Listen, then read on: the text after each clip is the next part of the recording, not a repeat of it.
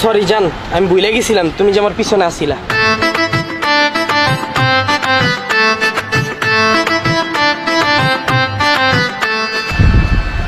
দোস্ত তুই যা, আমি আসতেছি।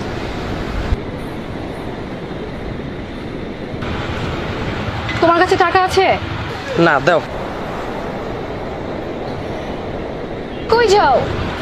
তুমি পড়ে গেলা না, ওষুধ আনতে যাই। আরে আমার কপাল, আমরা যে এখন খাবো, তোমার কাছে কি খাবারের বিলটা দেওয়ার মতো টাকা আছে?